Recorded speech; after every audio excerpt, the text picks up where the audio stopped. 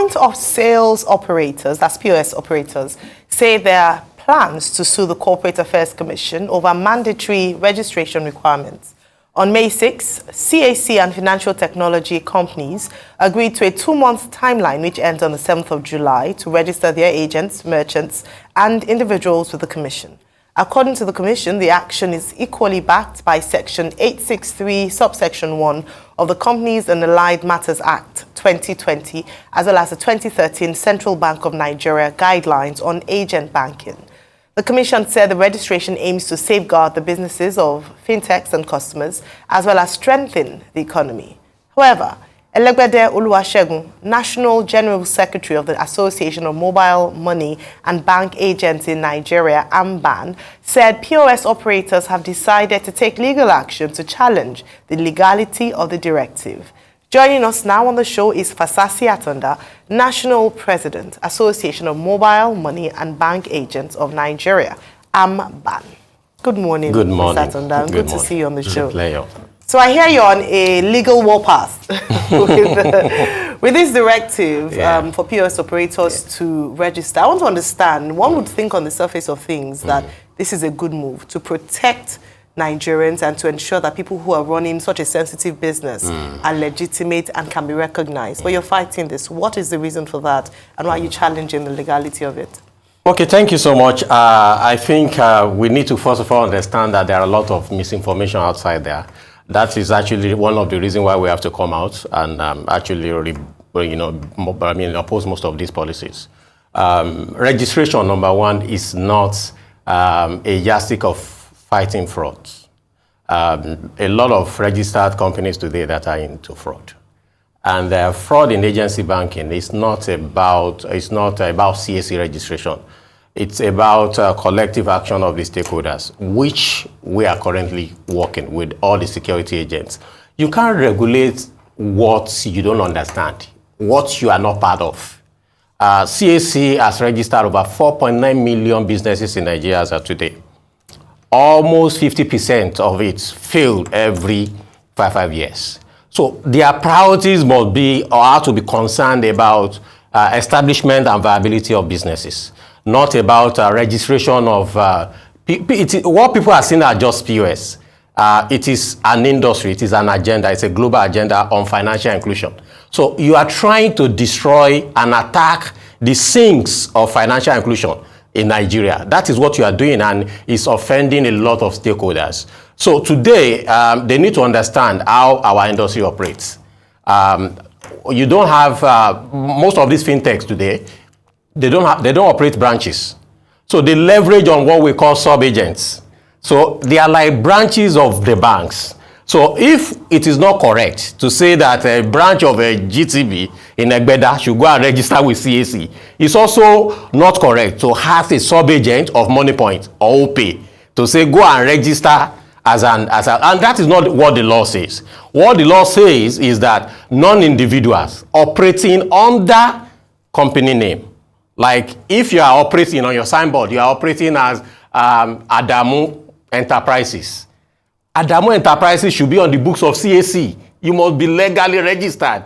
But if you are Adamu Aliyu is an individual. He has nothing. It's just like we are asking Mesuya to go and register. Okay, so that is it. So let me understand this industry. So most of you, when you go to the banks, say you want to be a sub-agent, and they give you the PA, on what threshold? Are you not a business when they is it just individual? Yeah, we have category. We have categories. We have two categories. We have individual and non-individuals. Okay. So there are some of you now that are currently registered with CAC. A lot of us are registered with CAC. So why are you having a problem with bringing the other people into the system? No, the challenge is if we allow this to go unchallenged, they will soon go to my mama that is selling pepper to come and register with CAC.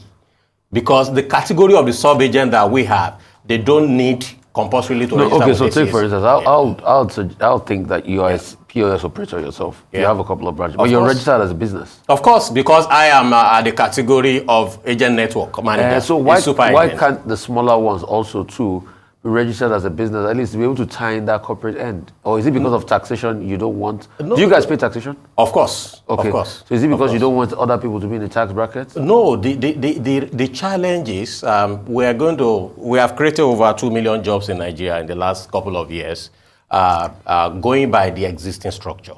Okay, the POS operators. The POS operators. Tell me about the ecosystem. How many members are there? How many members have you guys got? And how many members do you employ? It's a big industry. It's a big industry that has employed over 2 million in the last few years. And how many practitioners? We have about 217 fintech companies in Nigeria. No, but how many practitioners, agent bankers? So agent bankers today, we have about 40% of that are agent network.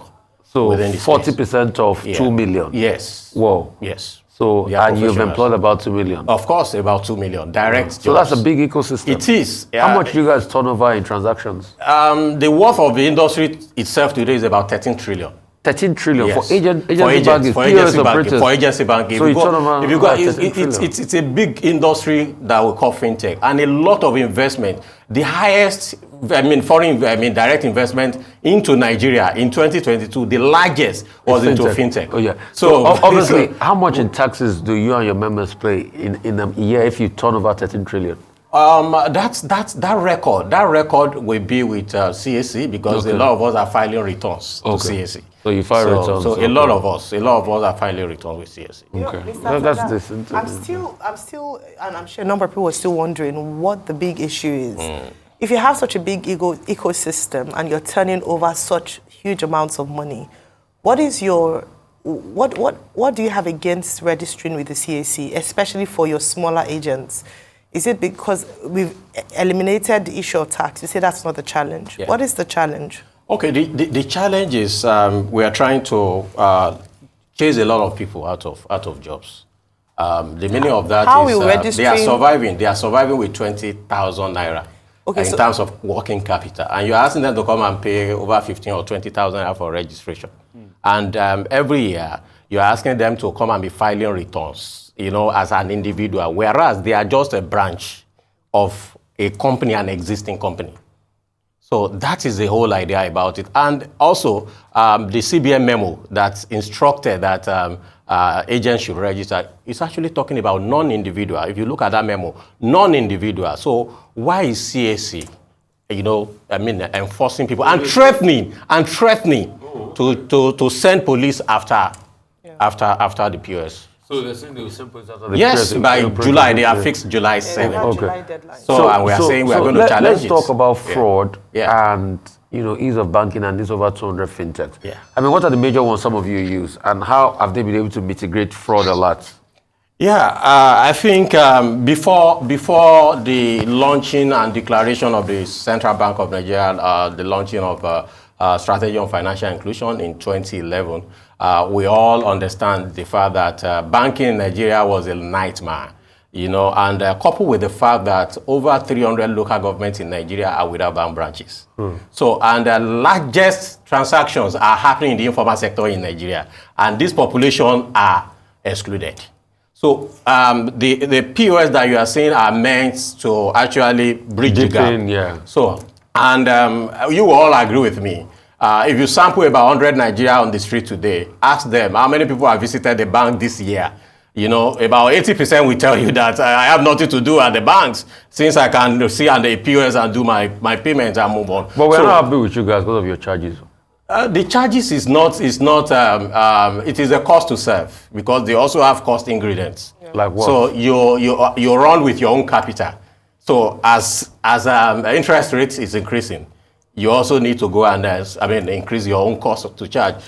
You jump from one vehicle to the other to go and withdraw the cash. You spend transportation where you are spending 200 naira before is now 400 naira. So staff, to keep a staff today, because we are one of the largest employer of low-level manpower today. Yeah. Because all these are waiting school starts, are waiting admission. We are the one that are engaging them and preventing them. 2 million of them. Yeah, so how much do you pay per your staff? So it depends from state to state. So in Lagos, for instance. In Lagos, for instance, we are paying minimum of 50,000 naira a month. In a month, and per staff. And there are Kano, for instance, how much? In Kano, a minimum of 30,000 naira in Kano. Oh. In Abakaliki, how much do they pay? In Abakaliki, at the average of 50,000 naira in Abakaliki. Oh, okay. All right. Okay. Let me ask you with regards to the details of how you protect not just your members but also users, because I want to understand that as an umbrella body, that's where you sort of put people in check and there are checks and balances there. What are these measures? Maybe perhaps these would persuade the fact that you're doing a fine job already. You're protecting not just your your members, but also users, because we've heard of abuses, fraud, sometimes some laundering here and there. So share with us, what are some of those checks and balances that AMBAN places on its members? This is a fantastic question. The same question Mr. Vice President asked us last month in one of our occasions at the Villa. He said, you guys are doing well, but there are a lot of frauds outside there. So what are you doing? And immediately we assured him that we're already working with the security agencies to have what we call joint task force. We just launched it in Lagos last month, where we have all security officers to be on the same table, so that if there are red flags, because we do see red flags transactions. We are aware where they are doing cash out for bandits. We are aware because most of those rural areas, there are no banks. But the challenge we have been having is we really don't have a desk to escalate it to. And at times when you arrest criminals, who is going to prosecute? Who is going to finance that prosecution? When you alert the banks or service providers that you have so fraud that you suspect, they won't arrest them. They will allow them because they are more focused on business. We now discover that it is important to work with the security agents. So we visited the IGP and the DSS, and also we are also speaking with EFCC.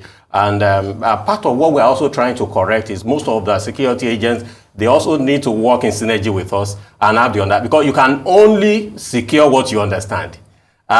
Just last week or so, EFCC was quoted to say that POS agents are working with bank officials to make cash unavailable at the banks. Because of what you charge. But so how it was laughable, quite all right, that is actually coming from security agents. No, but the analogy is that some of your bank officials have POS businesses which you guys, they own POS businesses. It is wrong. No, there are some of your members that work in banks. It is none of your members. It is not allowed. So there is no member of this AMBAN that works in the bank or has links in the bank. No, the reality is that do they have links in the bank? They don't have links in the bank. Nobody has links in the bank. The banks don't even have cash to give out. All right, so because the masses of our people, because of the policy, the cashless policy, people taking their money to the bank, they couldn't withdraw their money back, then you are limiting them. There are a lot of policies in the banking sector that is chasing. Banks doesn't have money, but how do you guys get your money? Because money is now circulating outside the banking sector. You have over 3.9 trillion cash in circulation that are not reflecting in the banking. So you buy from filling stations? No, it's not buying. We bank them now. So we have agents that deploy, pick up cash, you get my point, and pay it out. So transaction is actually terminating at agent locations now. Not that agents are going to the bank to go, and now agents are not even recognized by the banks. So if you're picking up cash, then you should be registered because you are doing the work of a bank. Ayo, go ahead, please. We are registered. So most of those agents, they are registered. And I like that you talk about the link between that and banditry. Yes. And you talk about the fact that you also notice that some of them aid transfer of money. And so that's a critical, that's critical for us in Nigeria. Yeah. Now, the second aspect, you say we don't allow that. What are your rules of engagement? Okay. What are the rules that people who come under AMBAN must follow? Because you're saying one thing, and what we're hearing is something totally different. You're saying you have no links to bank staff. But what we hear is that there's a racketeering going on there. That's why you go to your ATM, you won't get money, but you will get money from an agent banker, because of course you put a premium on withdrawing money, and then you settle your person. Honestly, those are assumptions, and that was why we are saying that if EFCC today, if they have the facts and figures to substantiate that claim, let them publish it. Rules of engagement. You understand? So the rules of engagement, we have introduced an identity card, verifiable an identity card that can match an agent with the device they are carrying. Because what we have observed today is all the POS agents outside there, they are actually operating, most of them are operating outside the laid down agency banking regulation. When you see somebody under an umbrella, it's not operating under a physical location, as stated in the bill. So now, and it is dangerous to transact with that. So we are educating the populace that only, work in a physical location with a signage, of a service provider. You must display the service. So the rules are there. It's only for us to work together with the security agent and enforce this. So we introduce an identity card that is linked to your device serial. There is what we call terminal identity number, which is TID number. So it is your unique identity number. There is no fake POS anywhere, because before a POS can actually be live, it must have passed through what we call NIPS. It's already on the NIPS. So, and there is a particular license providers that actually approach NIPS. It's only licensed provider that can approach NIPS, that register those TIDs with NIPS. So it is an automated industry, and it's a secured industry. What is important is we are not talking to ourselves before now. We are not seeing security as important before now. But now all fintechs, they are now working with the association. We have set up a mini control lab where we can have visibility to all transactions happening on the terminal IDs. Okay. So, with what you said, you guys they should go ahead and give most of you even microfinance bank licenses, because you are going to pick up cash. You are handling the cash ecosystem. You are saying this industry is about 13 trillion. Yeah. And if you are even saying it's an individual, which is low capital, you should be able to make the registration. That's the argument. No, Secondly, what are you also doing? And this report has come to the fore many times. What are you also doing? As regards people that come to POS operators, they say if for some POS operators, when you come there, after taking your cash and everything, they have a racketeering system where somebody comes, they come to print out all the slips in the evening, they collect card details and start to exploit and siphon money off people's accounts. What are you doing because those complaints have been made? There are complaints that are yet to be actually substantiated, quite all right, because for every transaction to go through, it requires the authorization of the card owner. Yeah. You have to authorize by providing an OTP for any card to get through. No, not in all cases. So most cases. In our own situation, what we have done, because I've used POS operators. Yeah. I just put in my PIN code and everything. No, without PIN. No, what I put in my PIN. Yeah. That's it. Your PIN is your authorization. Yeah, they don't need to send me an OTP via phone. But even with that PIN, some people will read your hand and they take the what's it called, the off the card, and they use it for fraud. Part of what we are training, part of our training is you have to ensure that you don't allow a POS agent to see your PIN. It's confidential to you. It's confidential to you. Right. So we are and now you can actually identify which agents are. But some of your POS operators are fraudulent like that. They catch your PIN, they catch all your details. There is no new innovation that you won't find bad eggs, and that is why we are working to fight the bad eggs. Two questions for you as we begin to wrap up. The first is, you say that all POS operators are routed because they have to register through NIPS. So why is it difficult for this challenge with the bandits to identify which POS operator actually initiated that transaction and use that to trace? That's one. And then the second thing, of course, is what are your prayers to the courts in your court against the CAC? I know you've listed some things in terms of the legality of them to even be able to introduce this registration. I'd like you to break it down in terms of what prayers you're seeking from the court. So let me start from your first question of how are we identifying, those red flags, those bad transactions.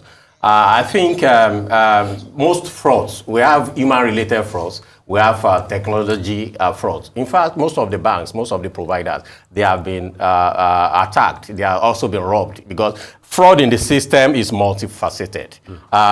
Recently, big organizations like InterSwitch and Co., they declared 30 billion loss due to what we call chargebacks. And these chargebacks, as they are happening, some of us that have that network, we can suspect what transaction can be fraudulent. But the challenge is, we are not talking to ourselves in this ecosystem. When you escalate such today, it hardly gets, an attention.